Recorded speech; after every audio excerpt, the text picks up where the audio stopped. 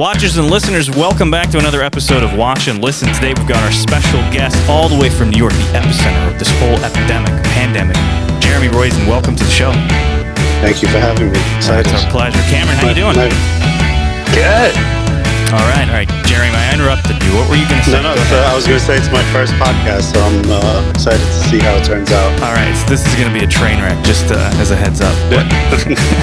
No, just kidding. I like train wrecks also. Okay, good. My humor is obviously pretty dry, so I think people will take a little bit of time to get used to it, but we'll see. I mean, we'll see how this goes. But anyway, we're going to do a really fun episode today. We're going to do kind of like a sort of head-to-head, except I do have this little kind of curveball at the end of the show that we're going to do for all three of us, and it's not necessarily really a head-to-head. It's kind of a head-to-head-to-head. So we got three watches that we're going to compare. But before we do that, we're going to compare some watches.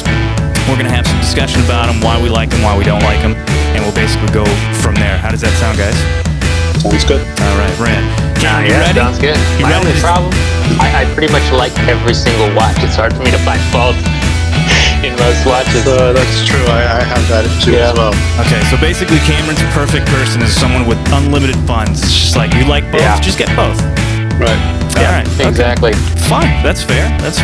I mean, if we're already there, let's just go ahead and start talking about visiting crownancaliber.com and buying all their inventory, and also going to Weiss Watch and buying all the inventory, I guess, right? Sure. Yeah. If only that type of person existed. We were actually talking before this about the cars that I have and how I kind of, I'll get one and I'll get that itch out of my system for having that car, and then I can sell it and get another car, and it's perfect. It's a perfect way to drive everything. Right. I think Crown and Caliber is a good way to test out a lot of different watches. You can get that one in your collection for a while and wear it for a while, and then move on and get a new watch in your collection. Indeed. You know what? I'm actually getting my first Crown and Caliber. What is it? A loaner, teaser? What do they usually say? Like, it's kind of like I think to me it's a little unfair because they're going to send me the watch and then I'm going to want to buy it. I don't know if this is going to be healthy for me, but we'll see. Yeah. So Crown and Caliber does not do the leasing of watches, right? Because that's not what you guys are talking about. As far as I know, Crown and Caliber you can just buy and sell. Exactly. Sell your watch, right? Yeah, pretty much. They'll buy your watch, they'll sell a watch, they'll do all of it. So yeah, and they service the watches before they're sent out. You're getting something really legitimate. It's not like it's a fly by night type of operation. I mean, they've got a pretty serious inventory. So I guess maybe let's start. Maybe like Cameron, you've gotten to know me a little bit, and Jeremy, we've met a couple of times. What do you guys think? Yep. Like, just take a wild guess. What do you think is my first watch from Crown and Caliber? Your first watch from Crown and Caliber? Yeah. As a loaner / I'm going to actually write a review on it, and I'm going to do sort of a little comparison. So I'm going to compare this watch to a car.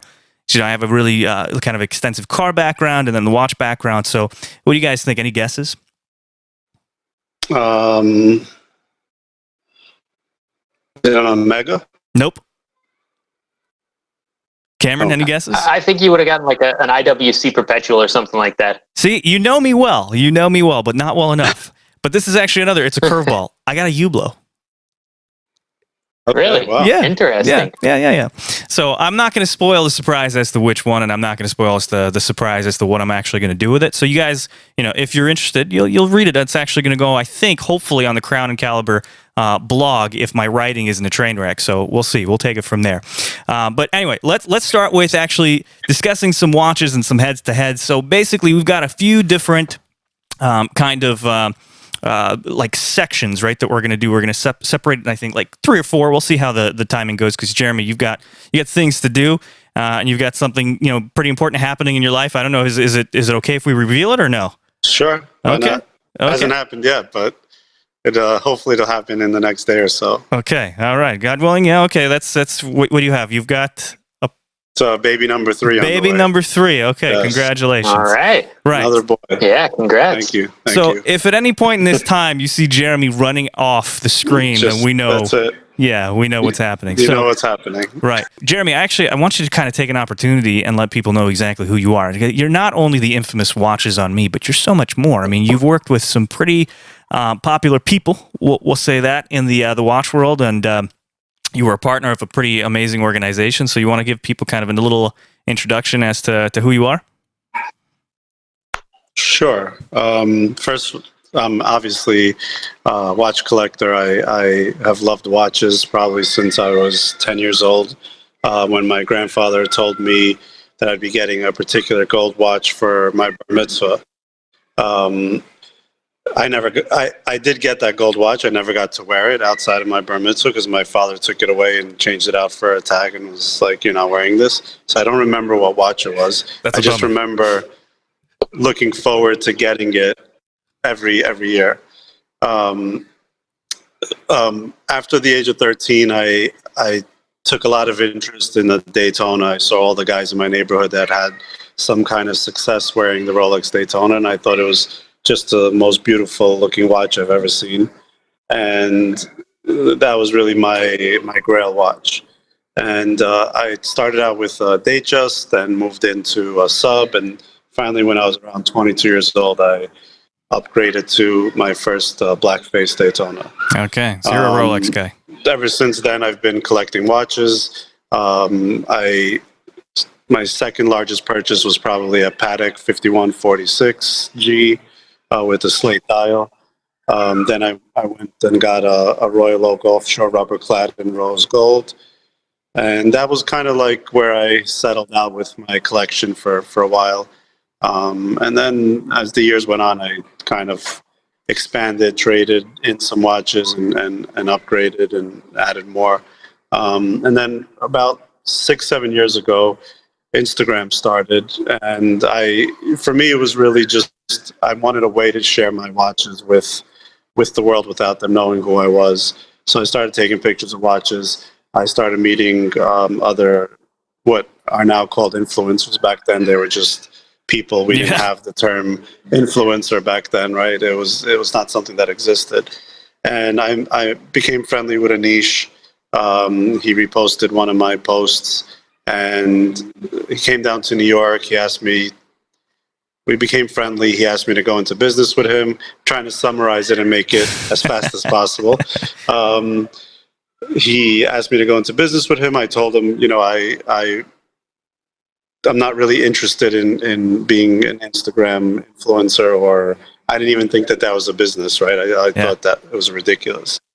And he had about 100,000 followers at the time. So I was like, listen, I don't want to sign any contracts, nothing. Let's just see how it goes for 6 months. We can meet with some brands, use your concept and see if we can develop a business. At the time, he had 7 Friday as his only account.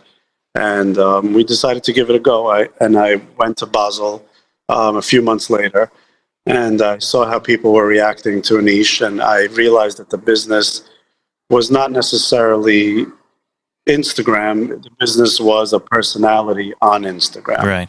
And that's when we decided to take that concept and run with it and create this personality around Watch Anish, being Anish. And we rode into a pretty nice business. And that lasted for me about 6 years. And I exited out about a little over a year ago. Okay, good deal. So now you're just collecting.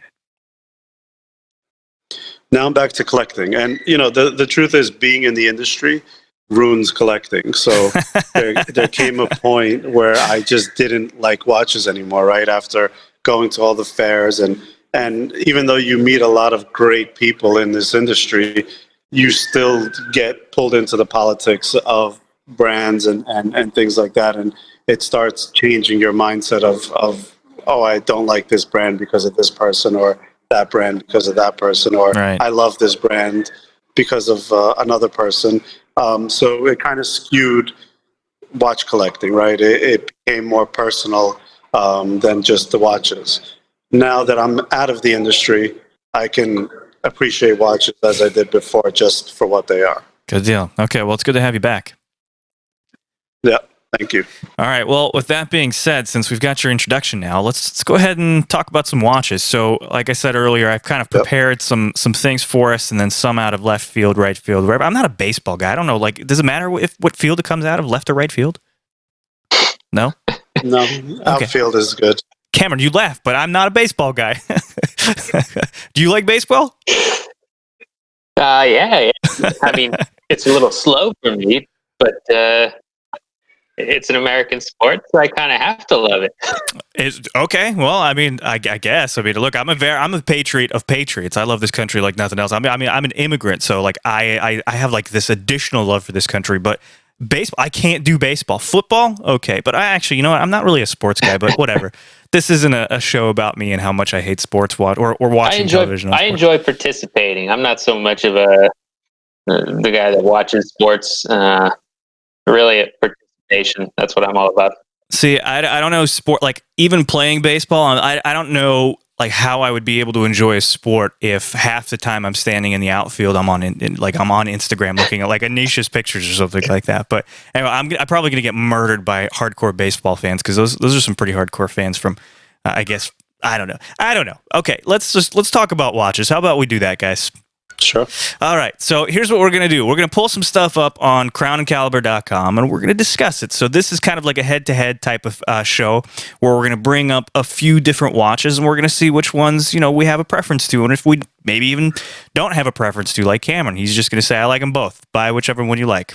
Okay? All right. So the first thing we're going to do is we're going to take a look at what Crown and Caliber is talking about as like starter watches. So their definition of a starter watch, according to their website, if you go to crownandcaliber.com, is a watch that's under $3,500. Okay, so there are a lot of different watches in that category. There's Chronos, there's GMTs even. I mean, like there's a bunch of stuff in that category. So what we're going to do is we're going to narrow it down to a couple of watches that are on the website that are kind of sort of in the same field. There's about we'll keep it down to like a $500 spread, so it's fairly fair because it's kind of hard to compare like $1,000 watch to a $3,500 watch because you could kind of, especially pre-owned, jump a couple of tiers here and there. So the first thing we're going to do is we're going to look at an Omega and then we're going to compare it to a Tudor. And here's the first Omega that we're going to look at.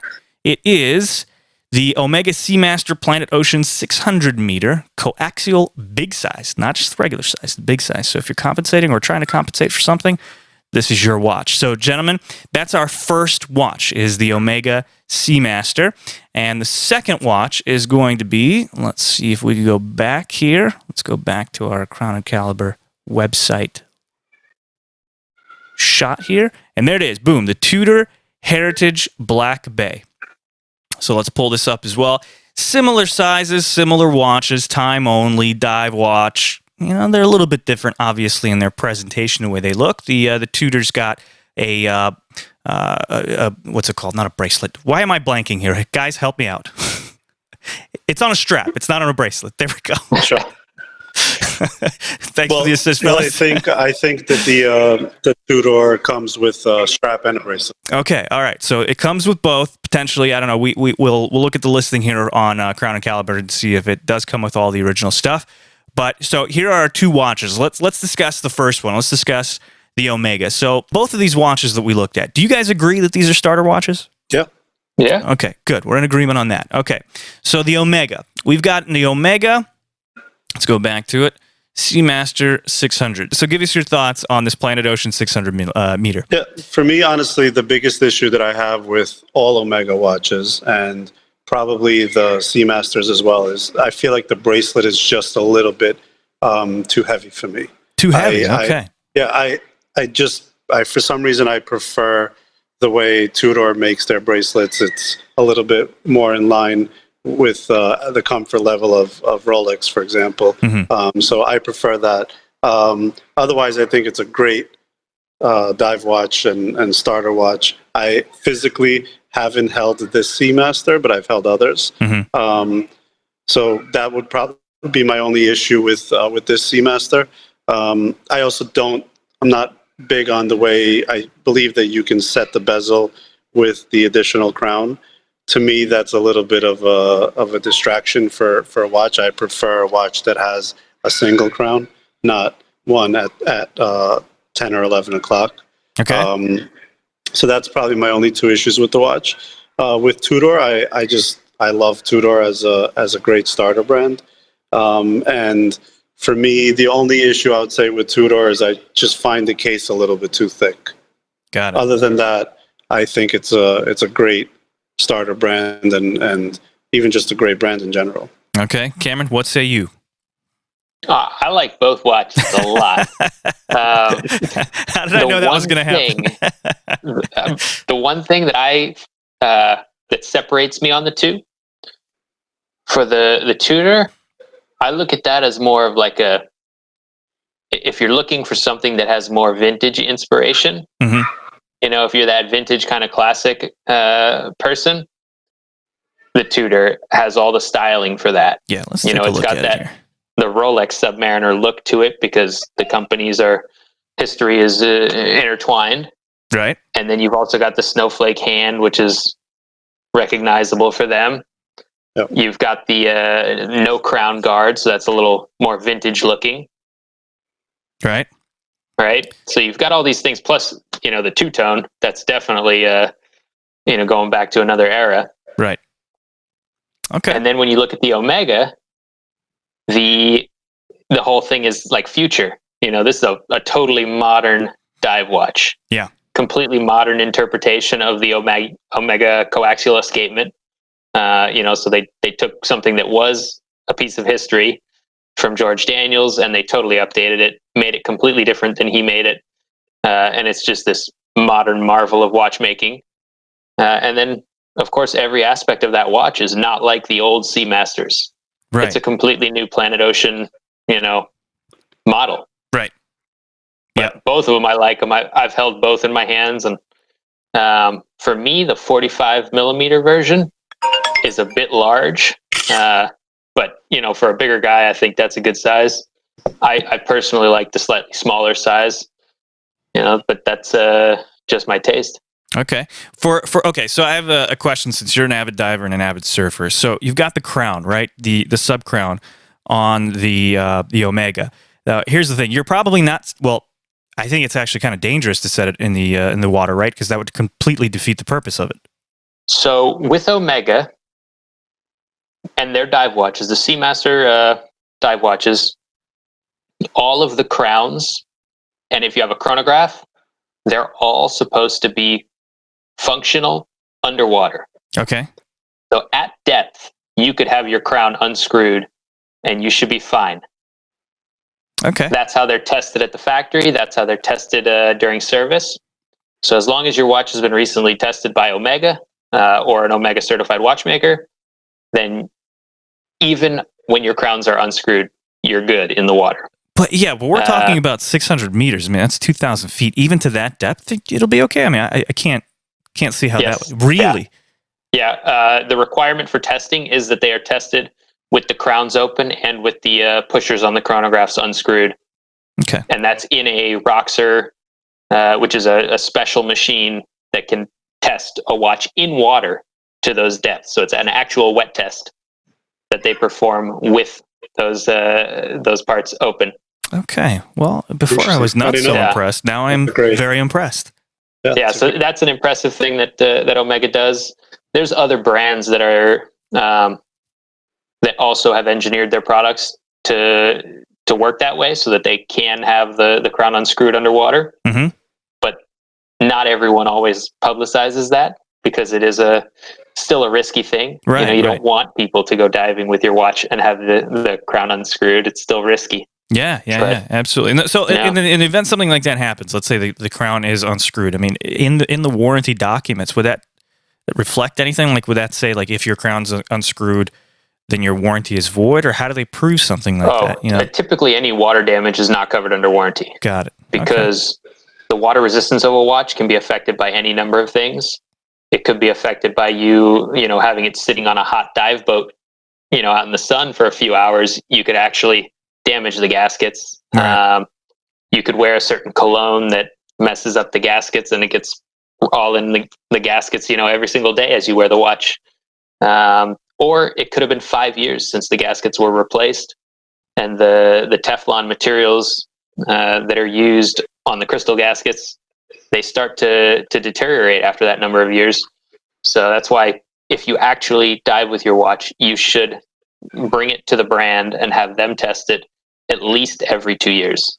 Okay. All right. Let's rewind the tape really quick. You said certain colognes. Do watches prefer certain colognes over other colognes? And Yeah, I mean, just like humans. So if you're wearing Versace, your Versace could potentially damage your watch. Versus, like I say, Dolce & Gabbana is completely safe for it. Are we supposed to be like looking at this? What are we looking at here? What is it, like a certain alcohol content or something?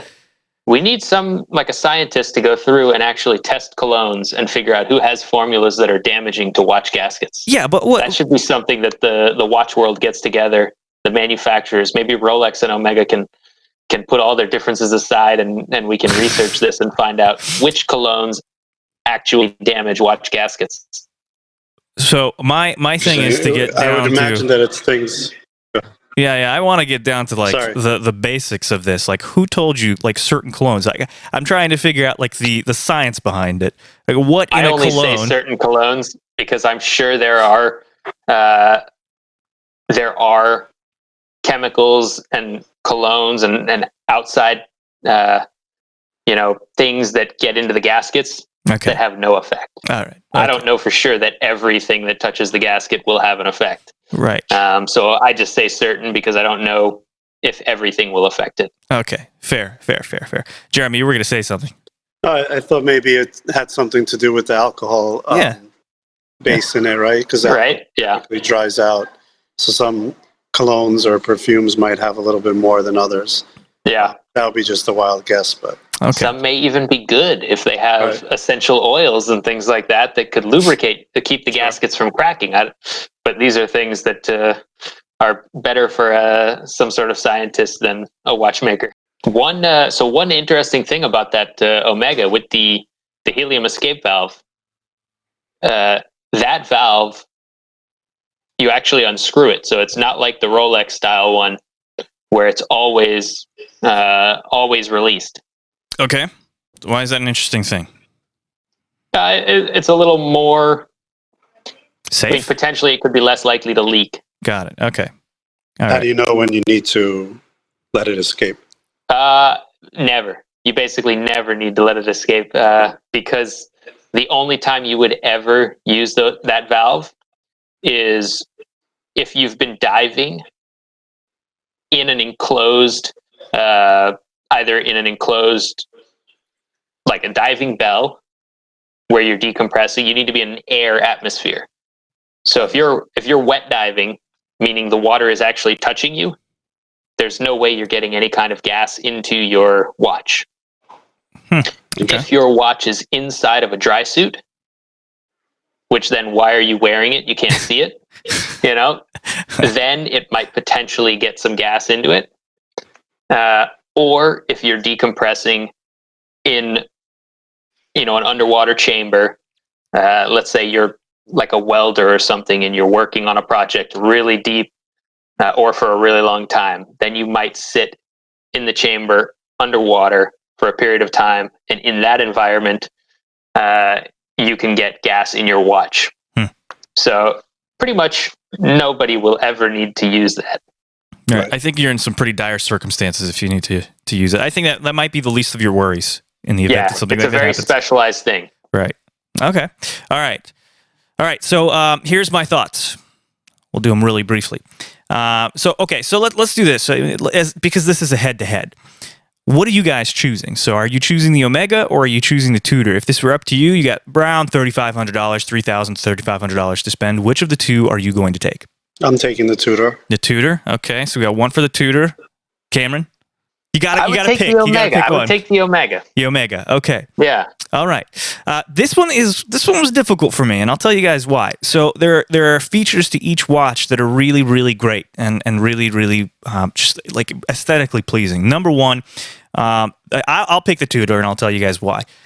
It's 41 millimeters as opposed to the 45, and there's no way I can wear a 45 millimeter watch. I know it's kind of hard to tell through the interwebs here, but I don't have the biggest wrists.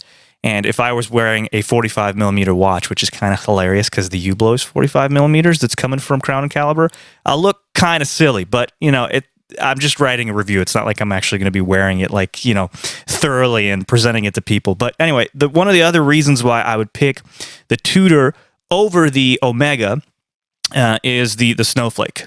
like the snowflake hands, because they're so incredibly unique. There's no other company that uses them. Whereas like the kind of the broad arrow hands on the Omega, Omega is kind of the broad arrow company, but there are companies that are similar in look when they're doing the hands here. But the one really major thing that almost made me lean to the Omega is what is written on the bottom of that dial, and that's the coaxial movement. Because, in my opinion, the coaxial is the best escapement. So I just think that Omega is one of those brands that so undersells what the coaxial is and why it's so amazing. Cameron, I think we're actually, one of your ideas was to do a full episode on the coaxial, right? So we won't go and give too much away on it, but that it's just you're getting a coaxial movement for around $3,300, which is pretty amazing. So those are my thoughts on the two watches, just because I like the snowflake hands and because it's a 41 millimeter.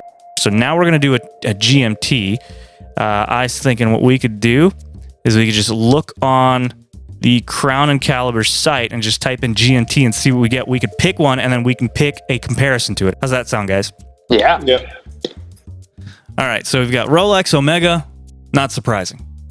So what do you guys want to choose from this spread here? Got a Tag Heuer that comes up. The Seamaster GMT, that one is just an amazing value. This one, the 300. Yeah. Okay. For the price of that watch, it's a watch you can wear every day. It's a solid watch, built on a dive watch, the Seamaster platform. And you've got the GMT. And look at that. It's $2,300. Yeah, that's a pretty amazing value. Yeah, there's a lot of value there. There's a particular model very similar to this one here. And I have always wanted one. It was a limited edition that was done with Jerry Lopez, who is a professional surfer. And it's just an odd pairing. It was a long time ago to have a professional surfer join up with Omega and make a watch. Right. Was kind of an oddity. So that particular watch, I've always kept my eye out for, and I haven't found one that is the right fit for me. But I believe it was sold in Japan only, and I don't think people really know how many were made. But from what I've read, it's either a few hundred all the way up to possibly 1,000 of them, but only for Japan. That's pretty rare for Omega. Yeah, that's pretty rare. I've never even heard of it. I mean, Japan gets all the coolest shit. Seriously, if you guys want to buy pre-owned, really vintage stuff, especially high-end Rolex, Rolex, not high-end Rolex. Japan is one of those places for you to take a look at. Let's find this thing. So, what's it called? It's a Jerry Lopez, you said? Yeah, Jerry Lopez is the surfer, and it's essentially the same watch that has a special case back that I believe it has some hibiscus flowers on it and a Jerry Lopez signature. Yeah, it looks like the one we just pulled up, just with a black dial. Got it. Yeah, okay. Yeah, it looks exactly the same from the front, but it's got a special, there it is. It's got a special case back. And it was only for the Japanese market, just in a small, run of watches, small for Omega. Yeah. You said about 1,000, right? Yeah, that was the largest number I've read. Nobody really knows, I don't think, except for Omega. Caliber had it actually at some point. Oh, yeah? Oh, man, I missed out. You snooze, you lose, Cameron. Maybe it's in the archive somewhere. Maybe someone kept it for themselves. Yeah. Maybe you got to talk to some of the, the people at Crown Caliber and see if they'll be able to source for you again. Right, and it's one of those things that's totally weird. Yeah. And, not for everyone, but I think it's like now Kelly Slater has a Breitling watch. Really? Okay. And that's, a modern thing, but I think this was back in the 90s. So to have a pro surfer, this was before surfing was considered, I guess, mainstream enough. Mm-hmm. So it's kind of a weird partnership, I thought. Yeah, I guess it was at the time. Yeah, the time when brands like Quicksilver and Hurley were starting to come out, and it was the culture was kind of sort of picking up. I guess they were, maybe for watches, they were a little bit ahead of their time with this little endorsement deal. But yeah, okay, right? Well, that's cool. Yeah, weird and unique and quirky is not something that is usually associated with Omega. Other brands I also think that stuff like that is cool, because if you were to get that watch, they made a lot of those watches. So to find a cool little subcategory version of it that is more limited, that speaks to you, is kind of neat, so that you have a special story to your version of that watch. Right. Yeah, absolutely. Let's do this. Let's find another GMT just for the sake of it, because we've already talked about the Seamaster here. So let's go back to the Crown and Caliber website and see what we could find here. And I kind of don't want to do just the regular old GMT Master, just because, well, you know, everybody knows the GMT Master. So we got some Omegas, we got some Omegas, Omegas. That will not fit in this category. Well, this is an interesting one. Let's talk about the Zenith really quick, and maybe we can compare it to something in the same price category. Like, this is a more contemporary model of the Zenith, even though it's modeled after their old Pilot's watches. I love Pilot's watches, so that's kind of why my eye went to this thing. I mean, that is a quirky-looking thing. Let's take a look and see what is going on here. What is this? What is this? Do you guys see this? Yeah, what is that pusher for? GMT. That does set the GMT. Okay, all right. Okay, well, this is kind of cool. What do you guys think about the Zenith? I hate it. It's very unusual for me to say that, but I actually have never liked the Zenith Pilots. First of all, I hate their crown. I don't even know what that is. Like, it's terrible. It's just don't like that crown. I don't like the size of the watch. The pusher on the side, obviously that doesn't bother me, but outside of just the way the dial is made and the size of the watch and the crown, there's not much left to like. Maybe the strap is cool, but that's about it for me. Look, you know, most people that know me know that I'm an aesthetics type of collector. I don't buy things because I care so much about movements and things like that. For me, it's really how a watch looks, right? Yeah. That's the first thing that attracts me to a watch. And maybe sometimes the story behind it. But at the same time, every brand has a story now, so there's not really much to that anymore. Yeah. So for me, really, it just really comes down to aesthetics. And that watch is terrible. Tell us how you really feel, Jeremy. I love Zenith. I just stop making those Pilots. Okay, all right. Well, you've got some industry push, so maybe someone out there is listening and they're going to start. But hopefully, you know, someone out there that really likes it does pick it off of Crown and Caliber, because, you know, aging inventory is not the best thing for a business. But Cameron, what do you think about this watch? I know you're not going to say I hate it, because I've never heard you say anything that was in relation to watches and hate. That word never came up together. So what do you think? I honestly think that watch is just too big to be practical. Yeah. Right? How big were these? I remember when they came out. 48 millimeters. Yeah. Yeah. So for me, it's absurd. I enjoy looking at the watch on paper, but in person, it's an absurd size. It makes no sense to me. And especially with the giant crown, like, unless you're, you know, hey, if you're Arnold, you could pull this thing off. Right. If you're a big guy, this is a good watch for you. You know, nice big crown for your large hands and fingers for winding. Easy to read with the large numerals. Right. But it is like a small clock on the wrist. I mean, I get what they were doing with this watch. I mean, a Pilot is supposed to be, it's a tool. It's supposed to be super legible. It's supposed to be really easy to set. And the GMT function obviously is like one of the best functions, if not the best function for a Pilot. And when you're piloting, especially in those, I mean, this does not look like a contemporary designed watch. I mean, this is probably something that, well, not probably, this is really reminiscent of something that you would see that pilots would wear in World War II. If you take a look at old, you know, pilots' watches and stuff actually from IWC, I mean, let's take a look at the big Pilots. I mean, they're not that much different than this watch. The case design is a little bit different. The crown is a little bit different, but they do have those really big kind of onion crowns. And the reason for that is back in the day, the planes were not pressurized. It was very cold. You were wearing gloves and you had to set it and wind it. Most of these watches were, I think all of them were probably manual wind. What year did automatic come out? You wouldn't have had an automatic at that point. Yeah, not in your Pilot watch. Yeah, and the power reserves for these watches were not what we see today, where it's like 8 days, whatever. You would have to wind it. And if you've got a 12, 14-hour flight, which at that time was, pretty much a reality for the most part, because planes were not as fast as they were today, or they are today.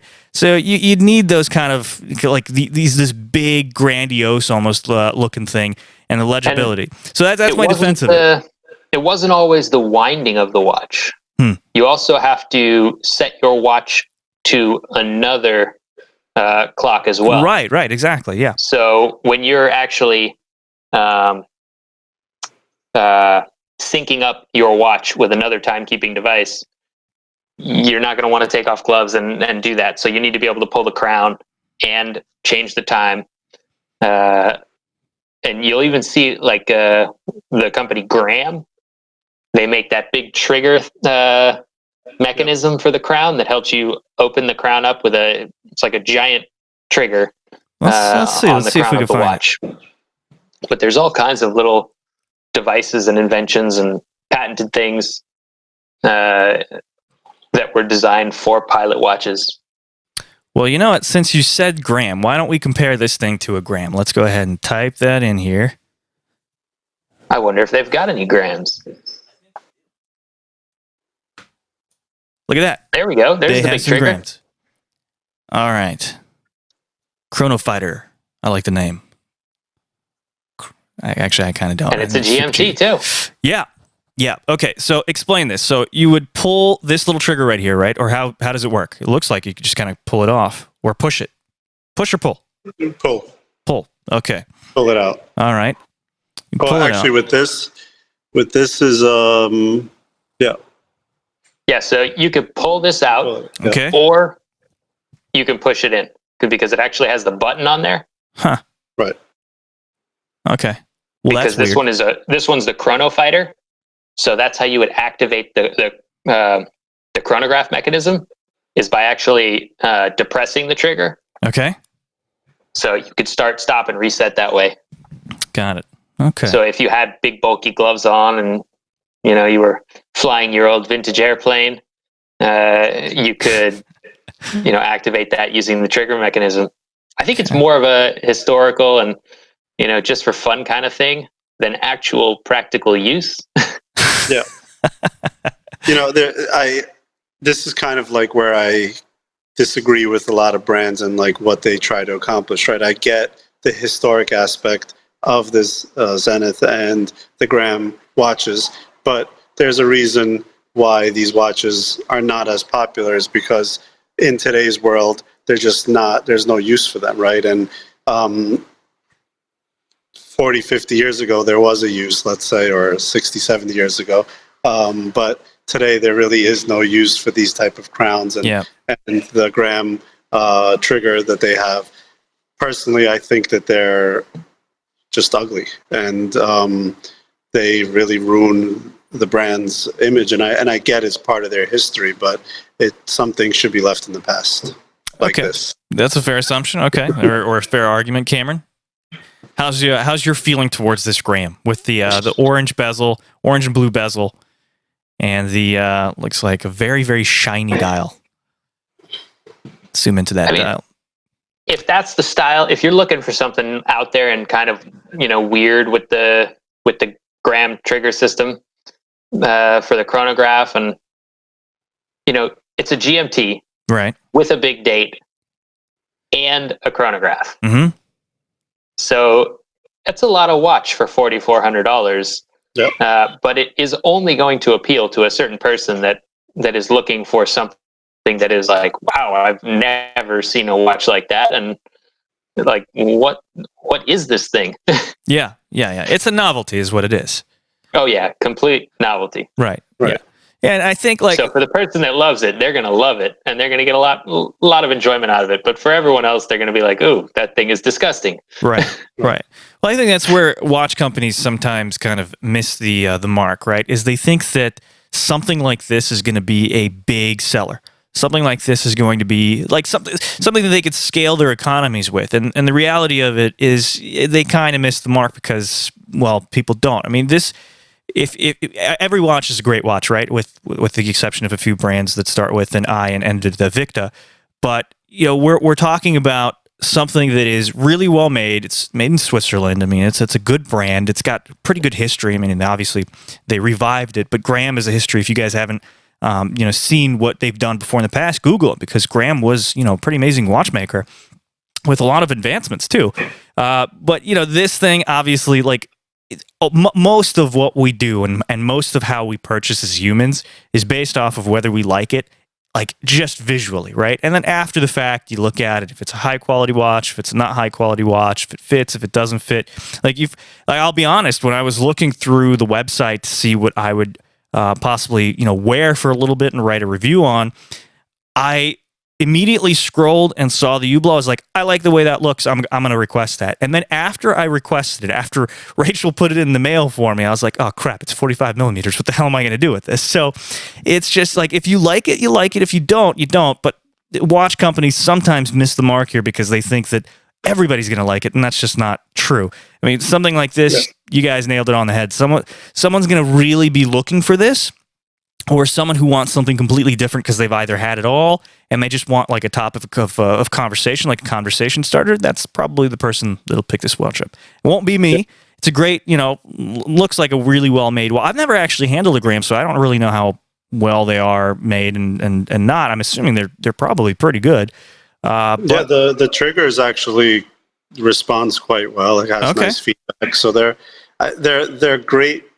They're well-made watches, but I've yet to see one in the wild.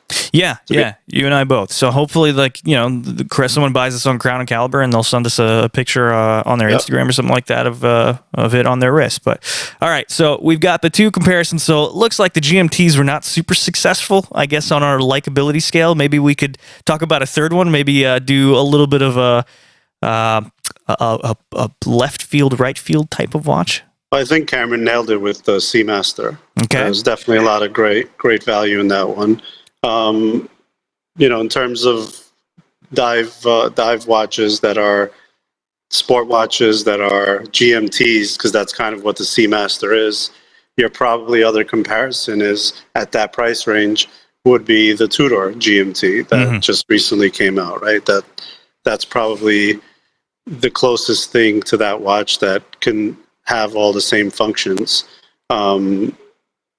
That's not a reference that I think was made before, unless it's not a historic watch, right? There was no previous Tudor GMT from what I remember. So it's really just a straight new iteration for Tudor, and I think it's a very cool looking watch.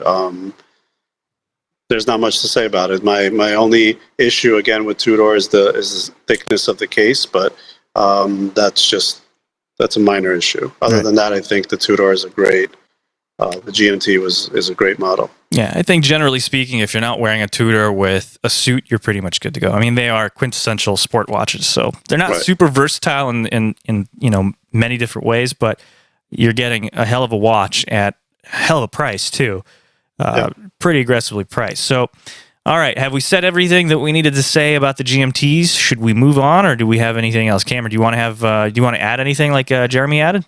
I mean, there's a few brands that produced some GMTs that use a really great Frederic Piguet movement as the base that I think are worth noting. One of which I have personally, it's a Blancpain. Mine's one of the 50 Fathoms GMTs. It's an older model that they don't make anymore, but with that particular movement, you get a 100-hour power reserve. Let's take a look. Which one is it? Blancpain what? If you're trying to look it up, it'd be the Blancpain GMT Trilogy. Would probably get it for you. So it's an older, built on the 50 Fathoms. There it is with the, what is it, like the old Yachtmaster style bezel? Yep. Yeah. It's platinum too? No. It's not. Okay. Is it white gold or? This, it's, no, it's all stainless steel. All stainless, okay. Yeah. Yeah, and it's I believe it's a 39 or a 40 millimeter case. So it's a nice wearable size because it is an older watch. Okay.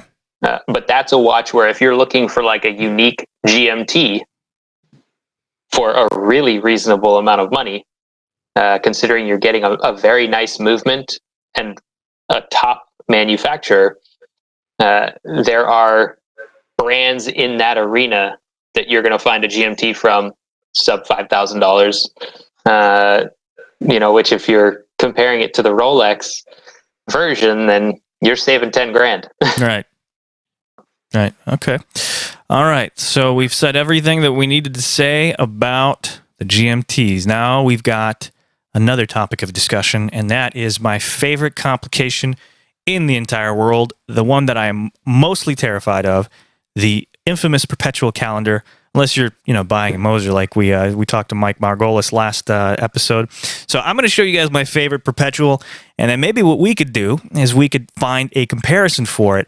I do believe this is a Kurt Kloss. I might be mistaken, but I think for the most part, most of the Perpetuals were done by Kurt Kloss for IWC, but could be wrong on that.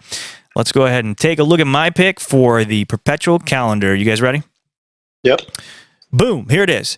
IWC Perpetual Calendar IW5034-01 men's watch. Although I have actually seen women wear it. It's a pretty big watch, but if you're a large lady and you would like large watches, you can wear that as well. It is at 44 millimeters, which is actually on the smaller size for the IWC kind of cases, like the big pilots. Obviously, also the Kurt Kloss Perpetuals are quite a bit larger. But okay, so let's talk about this watch. Here's why I like it. It's the prettiest Perpetual Calendar IWC makes, and I really like it. That's all I have to say. Gentlemen, what say you? I like it. I mean, I've always liked the Perpetual IWC calendar. I honestly think in modern days, they were probably one of the first brands that started making Perpetual calendars sexy again. Yeah, I agree. And so there's not much to say. The size is a little bit too big for my wrist, but I'd still wear one. I think it's a great looking watch. I like it in every material that they've made it in, because they've made it in a lot of materials. My favorite one is probably the Little Prince version of this watch, or a certain version of the Little Prince, because they've made a few of those as well. Yeah. But yeah, great watch. It's just right. Everything. It's a well-balanced dial. Not much to say bad about it, honestly. Yep. Except for the size, maybe, but. Yeah, but 44 is still kind of doable. Like the watch that I got for my brother, the Zenith Charles Vermont edition, just the El Primero. It's 43, so it's only 1 millimeter smaller. It wears okay. I mean, I have a very small wrist. I could still pull it off. It still works. I don't know if a 1 millimeter, especially with the way that the lugs are on this thing. Right. The case itself, it's a very... look, if you take a look at this thing, it's pretty much all dial, which is what I really love. I love watches with really, really big dials because they're just, I think the depth there is so perfect. And you can see like the reflections in the dial right here. I don't know if you guys could see it on your end if the internet is working to our favor here, but like you could see the way that the sun, when the photographer photographed it, just kind of, or maybe the lights just reflect off it. And there's just, again, so much depth. And I've heard arguments about how this thing is a little too busy and it's got too much stuff on the dial. Look at all the hands, look at all the functions. That's kind of the point, in my opinion, with this particular watch. And the amount of watch that you're getting here is a lot of watch for the money. I know $28,795 is pretty crazy, but if you take a look at comparable Perpetuals, they're probably going to be a little bit more, we'll just say. I mean, anything from Audemars is going to be quite a lot more. Anything from Vacheron is going to be quite a lot more. So that's kind of my pick. So with that being said, Cameron, what do you think about this thing? What do you like? What do you not like? I love that watch. I think it's a great watch. I think their execution on Perpetual Calendars is just like ideal for someone who actually wants to wear this watch all the time. Yeah, it's just great. Modern manufacturing, modern design, super robust. The movement is super solid. It is honestly a Perpetual that you could really use every day. Yeah. Is this a Kurt Kloss Perpetual? Do you know? Yeah, it is. Okay. As far as I know, was he like he was basically their Perpetual guy, right? I mean, that's kind of what he did there. He's a movement designer, right? But so So all kinds of little inventions that they've created. They had him create for them. Mm-hmm. And with the Perpetual Calendar, it's an easy way to set it. That's not going to, similar to when we had Margolis on here a couple weeks ago talking about the H. Moser watches. Right. Similar, where it's an easy method of setting it, and it's more robust than historical Perpetual Calendars. Got it. Okay. All right. So, gentlemen, this is now the challenge that we have here. What do we have to compare to this? Maybe let's not focus so much on price, but like what you're getting in terms of design and what you're getting in terms of aesthetics. Any suggestions on what to look up? I mean, the most beautiful Perpetual Calendar for me is the Patek 3940. Okay. I don't think that there's anything that can rival it, honestly, in any metal. I prefer, for me, that's just the way the subdials are concaved in, and it's just a beautiful, balanced Perpetual. It's a little on the smaller side, but I don't think Patek has ever made a nicer one. Even their more current references still are not as nice as the 3940. Yeah, I would have to agree. My only qualm with the watch, and it's funny because I keep saying I have the smallest wrists in the world, but it's kind of like a dainty watch. It's very, very delicate. But that is kind of what Patek is known for, is just that kind of elegance, that understated, very, very, it's like when you wear one of these, you kind of have this suaveness about you. It's a true dress watch. Yeah. It is. Yeah, I mean, you definitely will have a hard time. I mean, I guess you could do anything the hell you want, but let's say if you've got some New Balances on and some shorts and you're running around the block, you're probably not going to be wearing this. Depends who you are. Yeah, it really does. But to be honest with you, in all fairness, it is, nowadays we are a very casual society, right? And sure. I feel like anyone can pull off with the right strap. You can take a 3940 and wear it with jeans and a t-shirt, right? And it'll go well, as it'll still go well.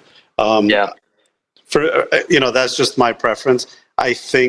I don't know what the retail of the IWC is, but you can still probably find a 3940 in almost the same range, maybe 30, 40 grand as the IWC. So for me, price-wise, that might be a comparison of like if I was thinking of a Perpetual Calendar for myself. All right. So with the head-to-head theme that we've got going on here, what are you guys choosing? Jeremy, shoot first, please.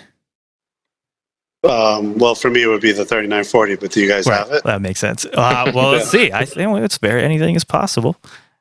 I personally, for Perpetual, I have always loved the Royal Oak ultra thin Perpetual.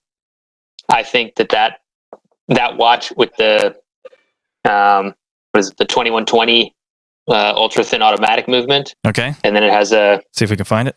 A module on top.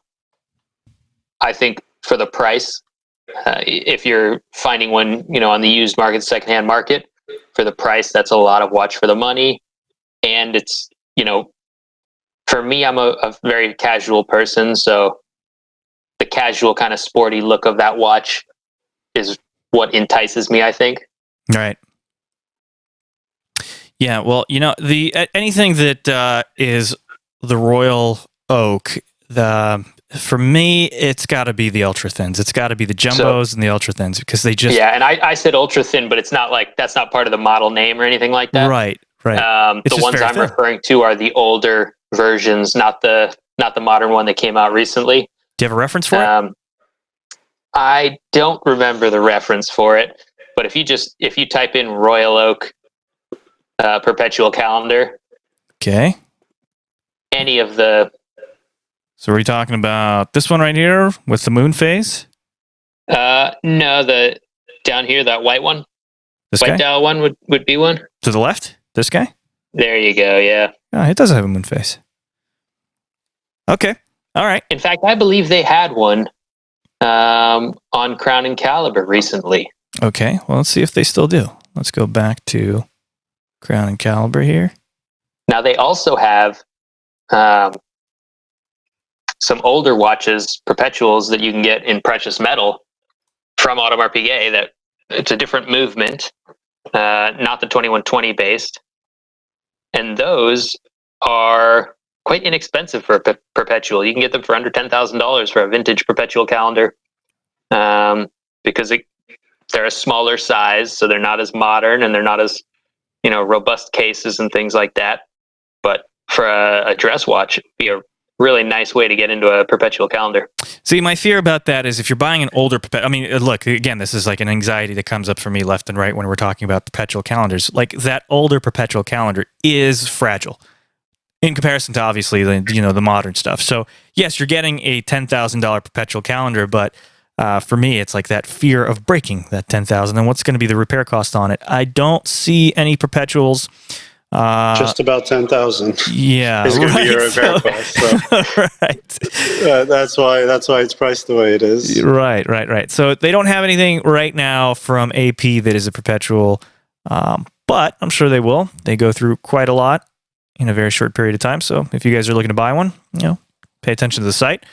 All right, so I've got another left fielder, right fielder type of thing. So I think one of the brands that really does perpetuals really, really well and are priced really, really aggressively, especially on the secondhand market, is JLC.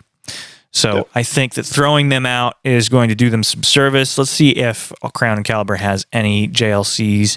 And the thing I like about JLC is the fact that they are a movement powerhouse. So you are likely possibly getting some kind of a modular movement or a movement developed by someone else, which is not a bad thing at all. But IWC, I think is it based on something, that Kurt Kloss? Is it? Do you know anything about that movement, Cameron? But I don't think it's 100% in-house for that IWC perpetual. No, not at all. It's just it's just a module. A module. All right. So with JLC, you're probably getting something that was developed in-house. Let's see if they've got anything. Let's go back to the site here. Looking. A lot of reversos, which is obviously what they're known for. Let's see if we can go. When looking for perpetual calendars, it's probably best to start from price high to low because, they ain't cheap. Yeah, all right, for me, honestly, there's really only one JLC perpetual that I ever really considered. Mm-hmm. It was a more modern version. It was the Master Ultra Thin in steel. Okay. I think that's like probably the coolest perpetual that they've made, and I think from what I remember, the retail was like $20,000 on it. Yeah, that was like $20,000 for a perpetual calendar. Because the ultra thin and the perpetual all coming in at such a low price. These guys right here, or this thing right here, right? I can't see. Ultra thin perpetual. I don't think that was it. It's a silver dial. No, okay. The ultra thin in steel was just a plain silver dial. Got it. Okay, yeah, 18,200. Yeah. Wow, 18,200 for a brand new perpetual calendar from JLC. Yeah. I love JLC just because they're such a movement powerhouse, and that's really kind of. If people we're going to talk about this, I'm sure. If people knew how many movements were really supplied by JLC and how many movements, like really, really high-end movements, are supplied by JLC, they'd be hopefully surprised. But anyway, that's.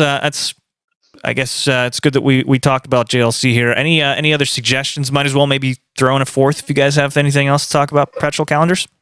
I think we kind of nailed it with perpetuals, right? One of the coolest looking ones would be the IWC. Yep. That's a little bit more mainstream and modern, I guess. For me, from a vintage perspective, I much more prefer the Patek, but they're all beautiful, and we struck on the JLC, which is probably the best value out of all of them. Okay, good deal. Cameron, anything else to add? No. All right, cool. All right, so now I want to do something a little bit different. I want to talk about the big three, because the big three all have a particular sport watch in their lineup, and they are competing against each other. And there's usually the camps. I'm like in the Nautilus camp or in the Royal Oak camp, but there's one that is that's usually, they're talked about, but not as much as obviously the Royal Oak and the Nautilus. And I'm sure you guys know who I'm talking about. It's the Vacheron Constantin, the Overseas. So let's talk about the three here, and let's compare the three and see if we can come up with some models that are kind of like what we've been doing, like models to look out for because they're either aggressively priced. Because like if you take a look at the traditional 5711 in steel, people are going crazy over them. The values are just skyrocketing. The same thing with Royal Oaks and their jumbos and things of that sort. So I think the VC, the Overseas, is something to really, really pay close attention to, and actually the GP Laureato too. But we'll talk about the B3 for now. So go ahead. I think for me, the reason the VC Overseas has doesn't have as much interest, I would say, is because they have redesigned that watch multiple times. Okay. Whereas the Nautilus and the Royal Oak are still almost identical to the original. Right. So there's a little bit of an identity issue with the Overseas. Not to say it's a bad watch or anything. I still really like that watch, but every time you make a new version of it and you change it too much, it dates the old one. And I don't think that's good for trying to have a timeless watch. Okay. Well, we've got, let me get the site pulled up here. So we've got some Overseas here. So here's one, obviously. Is this the original design that you're looking at, the 42052? No, that's the previous version, time only for the Overseas. It's not the current one. Got it. Okay, so this is the original design, and this is the redesign you're talking, or is that what we're talking about? No, the original design is previous to that one. Interesting. Okay, I never even knew that existed. Do you have a reference number that we could pull it up as, or? Well, I mean, it kind of stemmed from, what is it, the 222? Is that the right? Well, let's take a look. Yeah. Okay, so it's not drastically different, but I can see what they did to it. It looks kind of like an oyster quartz for those of you that are listening to the podcast and are not on the YouTube channel. So yeah, it's very oyster quartzy. It's obviously got a little bit different elements, especially the bracelet here. The bracelet is quite Vacheron. I mean, that is quintessential Vacheron. It's very geometric as it is. That watch itself is very geometric. Interesting bezel. Kind of looks like a coin bezel, but not really. Okay, so that's the original design, and let's take a look at the more contemporary one. Yeah, so that's before they had the Overseas model. Right. But that's kind of the root of the Overseas line. Right, okay. Is this the unisex? What size is this? Okay, so that's a 35. That's a pretty small Overseas. I never actually knew that they made them. I mean, this looks nothing like the current version, though. Yeah, and exactly. It's nothing like the current version. The bracelet's completely different.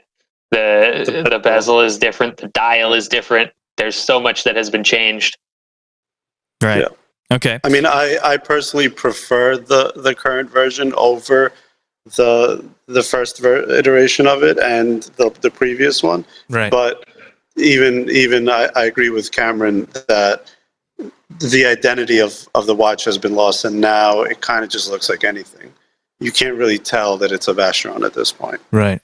Yeah. Unless you really come close to it and put it in your hands, and you can still see the work that was put into it, but it doesn't really stand out. Well, it's interesting that you guys talk about this standing out and not standing out thing. Well, when I'm looking at the original version, this 222, so a lot of the details on it are reminiscent of both the 5711, well, not the 5711. What was the original reference number for the original Nautilus? 3700. 3700, okay. And then the A series, we'll say Royal Oak. If you're taking a look at this watch, you've got elements of both in it. So it kind of sort of feels somewhat like, a combination of the two. And here's the thing. If you look at the crown looks very, very close to the jumbo crown, the Royal Oak crown. And if you look at the bracelet, it looks very, very close to the Patek bracelet. So really the only thing that kind of sets it apart is the bezel, because the case itself is also very oyster quartzy. And these are all watches that came out at around the same time. So, I guess I'll be kind of sympathetic to VC here because the newer watch tends to stand out a little bit more. I feel like it has more of its own identity because if you take a look, let's look at this dual time here that I'm going to pull up. If you take a look at this dual time, I mean, it has its own personality. It's got the whole Maltese cross thing going on with the bracelet. The bezel is obviously very different. I mean, you've got quite large different spaces here in comparison to the original bezels. So, like, I get where you guys are coming from, but I feel like I prefer the more contemporary model than I do the previous. But that really wasn't the problem to begin with, Cameron. I think your description of what was happening with this line was just because, you know, they just kind of lost their way and they really maybe like I mean, if you look at the 3700 and you look at the 15202, these watches, I mean, you could easily, aside from one having more scratches and maybe a faded dial, right. Like, you could mistake them if you're not, a keen watch collector. Right. The regular average person is going to say those are the same watches. But if you look at the 222 and you look at a modern Vacheron, or even the 3 or 4 versions of the Overseas that came after the 222, you're going to say each one of those is a unique watch. That's a unique watch from the previous one. You know, I have to take it back. I've never actually really given the 222 much consideration, and I just went on a few different pages and looked at the original 222. It's actually quite nice, right? Yeah, it's really nice. Yeah, if they had stayed with that design and just stuck within that design language, I think they'd have a much stronger, a much stronger presence in that trilogy of sports watch. I agree. Well, it's great because we just looks like I pulled up a picture of all the different watches compared. So not the best picture, but whatever. It's okay. Yeah, I mean, look, it's a Vacheron. It's going to be a great watch to begin with. And let's take a look at the movement inside. What was the movement inside? Do you remember, Cameron? It's a 1120. 1120. So okay. That particular movement, it's a JLC manufactured movement that JLC does not use, but they manufactured it for those companies. So the Vacheron version is an 1120. The one that goes in the Audemars Piguet is a 2120. So you'll see the same movement sold to Vacheron and Audemars, but Vacheron uses a 1 prefix. Audemars uses a 2 prefix. Got it. And the Patek had what movement inside? It was a Patek movement? I don't know too much about the Patek. If you can pull up a picture, I might be able to recognize the movement. All right, let's see if we could pull up. What was the reference again? 3700, right? 3700, yeah. Okay. And back at this time, it was not, they weren't focused on like, we need an in-house movement that something's unique to us. Right. It was really about having a thin watch. Right. So if you could get a good quality thin movement from a partnership like with JLC, then you're going to do that because you want a thin watch. 2120. It looks just like the JLC base. I don't know if you can see it, Cameron, but they all look very similar. And it really, what is striking right here is this cog and this one, and then also this outer ring here between the oscillating weight. So they look very, very similar. I mean, I'm no professional here. I don't really know the difference between them. So what you have there's a couple things that they're doing. You have a floating barrel supported by one side. Okay. And then you've also got that track for the oscillating weight is actually running on a track, and there are jewels to keep it from... so the outer part of the weight, if you didn't have that track, would actually touch the movement because it's so thin and flimsy, basically. Right. That it needs this extra track support on the outside because of how thin. It's the thinnest automatic, centrally wound watch. Right. So it is the same movement. It's a 2120, right? Yes, and they're all... so the 2120 is a Audemars Piguet specific caliber. I think Patek claims that it's theirs also. Exactly. So they have their own version of it. All of them were made by JLC. Right. And supplied to the other companies for them to finish. But there are certain things that they do differently depending on what the brand is, like possibly a different balance wheel maybe different shaped bridges. They might add a jewel somewhere if they think that spot needs a jewel. So they're all slightly different, but they're basically the same. Right. Okay. All right, great. So we've got discussion on the 3. We've got some comparisons here. So if it were up to you guys, which one would you pick? Doesn't matter if it's vintage or if it's new. Which series of it would you pick, and which watch of it would you pick? Are we talking about the Gerald Genta watches? Yeah. Of the 3, so we've got the Vacheron Overseas, we've got the 50, or the Nautilus. We'll say, we won't use the reference numbers, and then we've got the Royal Oak, the original ultra thin Royal Oak. If I was going vintage, it would be the 15. It would be the A series Royal Oak for me. Mm-hmm. Over the 3700. And if we were going modern, it would be the 5711. 5711, interesting. Okay. All right, Cameron. If I was going vintage, I'd go 15202, the jumbo. Right. Yep. From Audemars. Mm-hmm. And if I was going modern, I would actually go with the Vacheron. But it would have to be the chronograph, the new chronograph that they have. Mm-hmm. I think that new automatic chronograph movement that they just came out with like a year ago in the Overseas is just spectacular. Okay. All right. That's your pick. My pick, very simple. It's funny because I'm not really an Audemars guy. I really don't like any other watch from Audemars other than this particular one, and it would be the 15202. It would be the contemporary version because I'm clumsy and I'm terrified of vintage watches, so I'd like something more contemporary, just a little bit more robust. Although, I don't think there's really that much of a difference between the vintage and the modern jumbo. There's very little difference. Yeah. So that'll be my pick.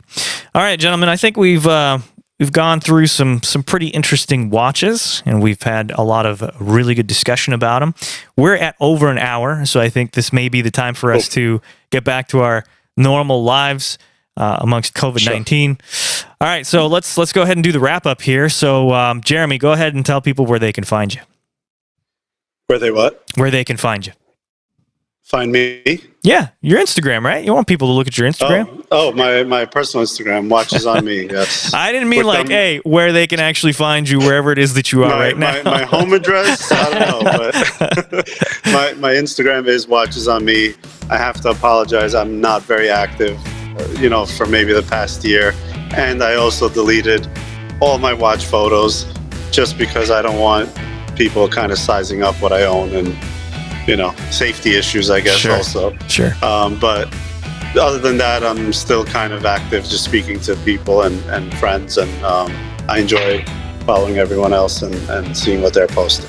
Cool. Okay. And your Instagram handle is just Watches on Me. So you guys can follow that. Cameron, your turn. Yeah. Follow me at Weiss Watch Company on Instagram, or my personal Instagram is Cameron M. Weiss. And also hop on our website, weisswatchcompany.com. Check out the watches we make here in Los Angeles. Good deal. Absolutely. All right, guys. Me, very simple, at Road Stories Mike. Make sure to subscribe to this show wherever it is that you're listening to it, whether it be on iTunes, Spotify. I don't think you can subscribe on Spotify, but if they have that option, please subscribe. And also, if you're watching this on YouTube, make sure to subscribe on YouTube and hit that little bell notification. I'm watching a bunch of YouTube videos now, and apparently that's what you have to do in order to get to like the front of the page or whatever the algorithm does. I don't know. I'm so completely inept at all this stuff. I'm so happy that the folks that watch and listen, or at Crown and Caliber rather, are taking over it. All I do is I do the editing, the recording, and then I upload, and then that's it. It's out of my hands. So thanks guys for tuning in and for supporting the show. We'll see you guys on the next episode. Thank you. Great. Thank you.